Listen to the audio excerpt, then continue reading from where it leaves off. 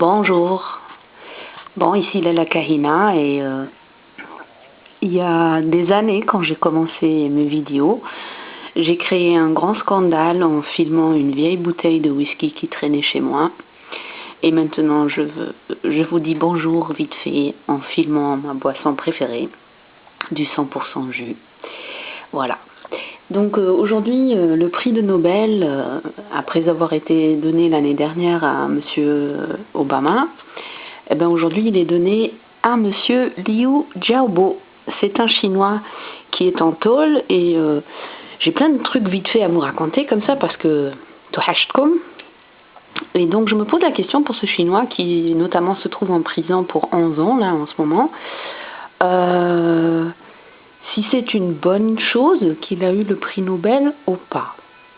Est-ce que en ayant ce prix, il risque d'être tout simplement une cible encore plus en danger du côté de sa dictature en Chine? Enfin, je sais pas. Je suis contente pour lui et c'est vrai que c'est un mec qui a fait beaucoup de choses, notamment concernant le droit des blogueurs. Il a fait beaucoup de choses et concernant le cadre à donner à sa société pour une vraie marche vers la démocratie. Voilà. Et donc, si ça vous intéresse, n'hésitez pas d'aller sur le net pour fouiller un petit peu ce que ce monsieur a publié, car c'est très intéressant et je pense que on pourrait prendre exemple peut-être. Bon, bref. Deuxième chose rigolote donc que j'ai faite aujourd'hui. Je ne sais pas si vous êtes au courant, mais ça y est, c'est bon. Les politiciens français, ils ont fini à discuter et il y a 2 semaines, on avait la menace du terrorisme qui est devenue encore plus grande la semaine dernière. La semaine dernière, oulala, c'était grave. La Tour Eiffel, je pense la gare Saint-Lazare, je sais plus. Mais il y avait beaucoup d'alertes aux bombes et donc des menaces terroristes. Cette semaine, ça a changé. Cette semaine, il y a la menace des grèves. Donc, dans Sarkoland, c'est ça qui est de rigolo, c'est chaque semaine une autre menace. On vit dans la peur permanente.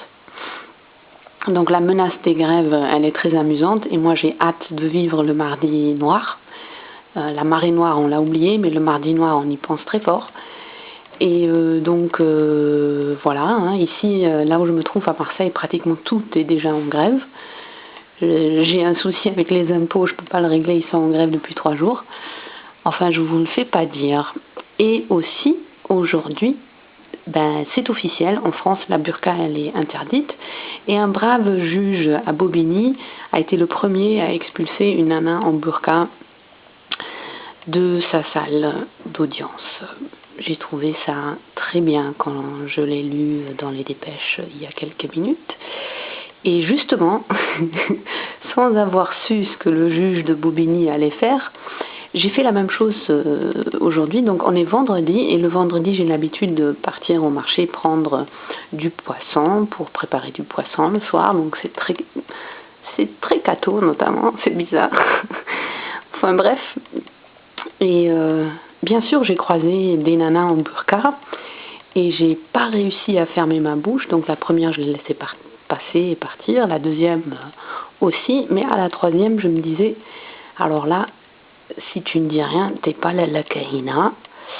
Et ça tombait bien parce que la bonne femme elle a acheté des légumes au même commerçant que moi et donc elle m'a dit smahli ukhti parce que elle m'a bousculé un petit peu avec son sac et je lui dis ma'alish khoya. Et là, la fille qui l'accompagnait, une adolescente en hijab, commençait tout de suite dans un argot très dégueulasse et vulgaire à la marseillaise à me brancher, comme ils disent ici. Et elle me demandait pourquoi je les branchais. Et donc, je suis restée très polie en leur expliquant que, puisque je ne sais pas si elle est une femme ou un homme, et la voix, quand elle m'a dit smahli ukhti, sa voix était très basse, donc j'ai dit smahli shkhoya, c'est voilà. J'ai abrévié la dispute en leur disant qu'à partir d'aujourd'hui, elle est là dans un marché public, donc c'est interdit ce qu'elle fait. Et puis, notamment, ce que j'ai fait à partir d'aujourd'hui, c'est que j'ai pris l'adresse du consulat de l'Arabie Saoudite ici à Marseille.